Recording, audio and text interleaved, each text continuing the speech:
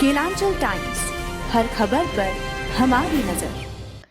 विकसित भारत संकल्प यात्रा की शुरुआत माननीय प्रधानमंत्री को अलीहातू के बजाय सुंदर पहाड़ी के आदिम जनजाति के गांव से करनी चाहिए।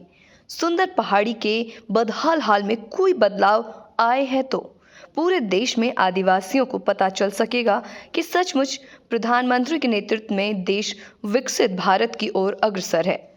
नहीं तो माना जाएगा कि आपका इरादा नेक नहीं है।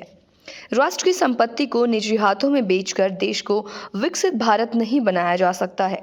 जुमले वालों की सरकार नहीं चलेगी।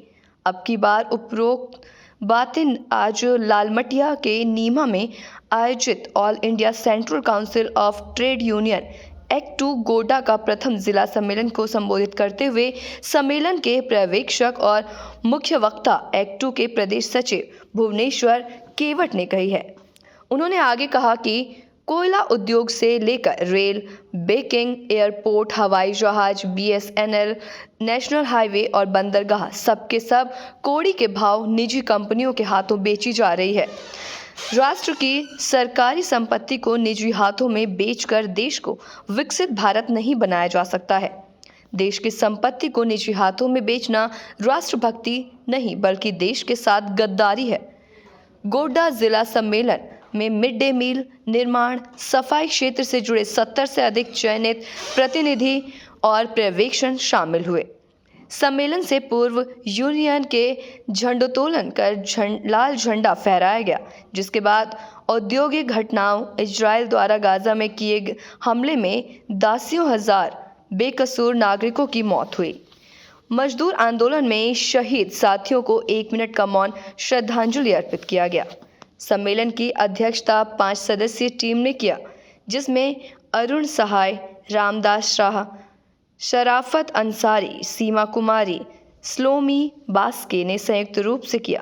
एक्ट 2 गोड्डा जिला का सम्मेलन को संबोधित करते हुए CMW के कोयला मजदूर यूनियन के नेता अरुण कुमार सहाय ने कहा कि केंद्र की सरकार मजदूर विरोधी, किसान विरोधी और राष्ट्र विरोधी नीतियों को अंधाधुंध लागू कर रही है।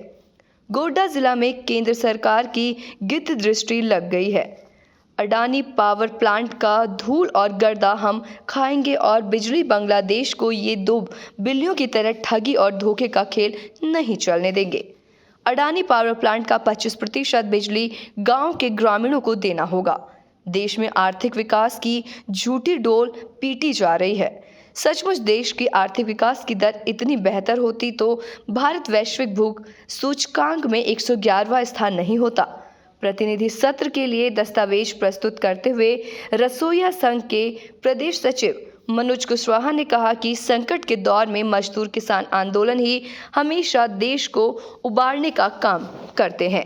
संघर्ष की ताकत को आंदोलन जीवी देशद्रोही कहकर सांप्रदायिक ध्रुवीकरण की राजनीति की जा रही है। नफरत और हिंसा के जरिए देश, समाज और उन्हें बांटने की साजिश सफल नहीं होने देंगे। देश को अडानी अंबानी एंड कंपनी में तब्दील होने से बचाने के लिए मजदूर वर्ग को 2024 की लड़ाई जीतनी होगी। दरअसल मोदी जी के आर्थिक विकास से देश के मजदूर, गरीब और किसान कोसों दूर हैं। गोड्डा जिला सम्मेलन में श्रम कानूनों में संशोधन को और लेबर कोड के द्वारा मजदूरों को गुलाम बनाने की साजिश, नफरत और हिंसा की राजनीति, सार्वजनिक उद्योगों और संपत्तियों को निजी हाथों में बेचने, महंगाई और ITI प्रशिक्षित युवकों को रोजगार के सवाल पर मजदूरों को संगठित कर आंदोलन करने का कार्यभार लिया गया। साथ ही 27-28 नवंबर को राजभवन पर आयोजित मजदूर महापड़ाव को सफल बनाने का अपील भी किया गया है। केलांचल टाइम्स, हर खबर पर हमारी नजर।